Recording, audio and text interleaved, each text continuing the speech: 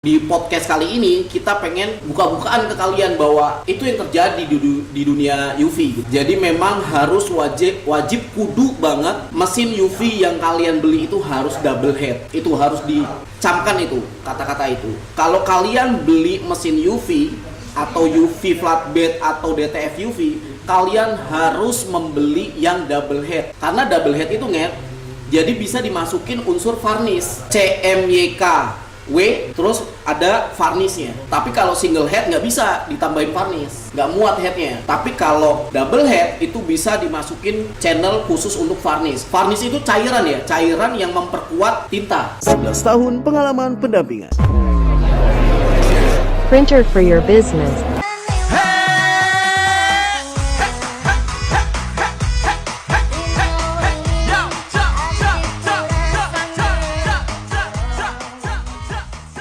TSR, mesin sablon auto. Cua! Oke, selamat siang dari markas TSR. Hari ini kita kembali lagi di podcast kita. Dan hari ini podcast yang episode kelima. Karena sebelumnya keempat, waktu itu podcast online ya kan, dengan para produsen-produsen DTF Indonesia. Dan kali ini kita kembali lagi di podcast offline. Dan hari ini kita akan, Mas Menget, kita akan membahas tentang mesin UV. Mesin UV. Ya, dan mesin UV di Indonesia ini beredar mesin UV apa aja, Mas Menget? Ada dua kan? Yang pertama apa? Mesin UV yang direct. Direct, berarti yang flatbed. Yang flatbed. Oke, yang kedua? Yang mesin UV DTF ya. Ya, DTF yang roll to roll, yang pakai kertas. Tapi kalau flatbed itu bisa UV DTF nggak? Bisa pakai teknik UV DTF nggak? Yang flatbed? Yang flatbed. Menurut Mas Menget? Tunggu ya, naikin dikit. Oh, ya tunggu dulu. Gimana? Enggak. Tapi kan ada ini ya, vakumnya. Yang kemarin jual itu terakhir, itu kan ada vakumnya kan? Berarti kan berarti lembaran ya? Lembaran. Jadi bedanya memang UV flatbed itu, kalau kalian lihat tuh, kita pernah jual kemarin UV flatbed, dan itu dia cuma bisa lembaran, nggak roll to roll. Kalau yang DTF UV itu kan roll to roll, dia nge-roll terus kan. Tapi yang flatbed itu cuma lembaran berdasarkan tatakan vakumnya kan. Gitu. Jadi memang flatbed itu bisa dua-duanya, teknik DTF direct DTF yang ngeprint di kertas bisa, direct juga bisa, tumbler direct juga bisa. Nah, tapi sebelum kita ke pokok pembahasan, Mas Menget ya, selain ada dua teknik, yaitu direct sama DTF UV yang ke print ke kertas pet film A, pet film B. Nah, kita jelasin dulu masalah teknik DTF UV. Nah, gimana Mas Menget? Jelasin. Prosesnya jelasin secara singkat. Pertama kita ngeprint di mana dulu? Yang gue tahu teknik DTF UV kita ngeprint di pet film A-nya. Pet film A, pet film A yang sudah dikelupas. Baru nanti nyatu sama laminasi. Nanti pas keluar tinggal kita gunting, kita tempel, kita buka lagi. Oke, berarti ada dua pet film di situ, pet film A dan pet film laminasi B, laminasi. Berarti di print dulu nih, saya ulangin ya, berarti ya di print dulu di pet film A, di print di pet film A yang sudah dikelupas. Berarti pet film A itu ada lemnya. Berarti pet film yang ada lemnya di print. Nah, berarti tintanya langsung kering. Tintanya langsung kering karena tinta UV bereaksi sama lampu UV. Oke, kering langsung ya. Habis itu baru masuk ke laminasi atau pet film B. Ya, secara otomatis laminasi. Di roll itu kan. Terus tintanya pindah ke laminasi. Nah, pindah, baru bentuk jadi, tinggal kita kelupas, baru kita pindahin ke produk tintanya. Jadi tekniknya ini DTF UV ini jadi mindahin tinta ya. Berarti kalau ngeprint tanpa background ya berarti hasilnya tanpa background. Betul. Oke. Nah, itu sekilas proses teknik DTF UV. Nah, sekarang teknik UV flatbed. Kayak mana Mas Mengen? Ya dia langsung ngeprint di media biasanya. Di media. Medianya apa aja? Ya, kayak Bisa tambah. melengkung atau bisa apa? Coba Biasanya Mas Mengen lah. yang melengkung bisa juga. Melengkung bisa. Pakai rotary ya. Ya, pakai rotary tumbler. Iya, Ya. melengkung. Nah, rotary tumbler untuk yang tumbler berarti jenis tumbler ya. Ini tumbler, Ataupun media-media data. media data. Tuh. Nah, jadi memang ada plus minusnya kalau di apa DTF UV flatbed itu dia kalau melengkung cuma yang tumbler yang melengkung gitu kayak tumbler apalagi yang melengkung ya. Ya pokoknya minuman gitulah ya, botol minuman, kemasan segala macam yang bener-bener oval dia.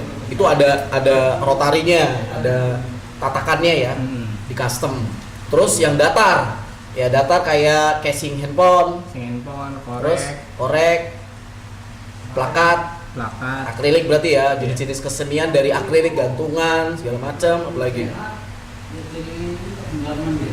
Berarti kalau ngeprint stiker vinyl bisa dong, ditaruh di tatakannya ngeprint, bisa. Bisa. Karena kertas vinyl juga lembaran kan, Lembaran. bukan rollan.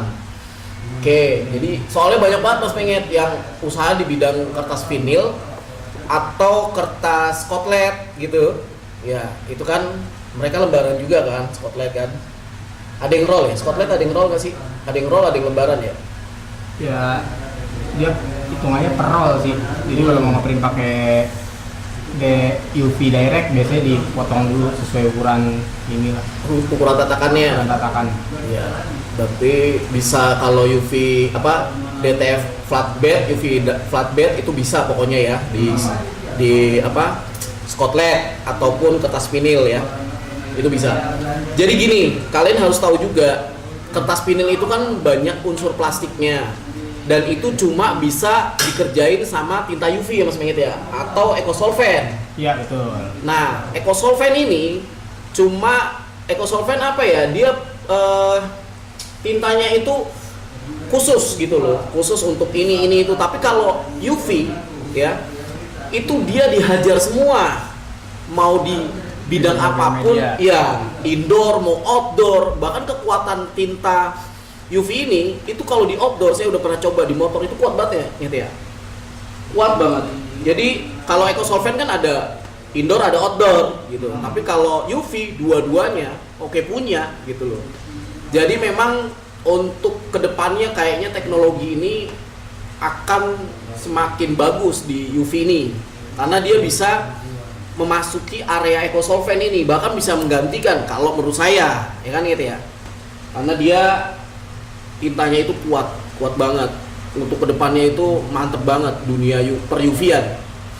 Nah karena sangat-sangat cerah dunia per UV-an di depan mata, makanya kita pengen ngasih tahu ke kalian penonton TSR nih ya, kalian kan pencari ilmu di konten ini kan, pengen cari ilmu, pengen cari peluang, pengen cari apapun yang itu cuan untuk kedepannya ya.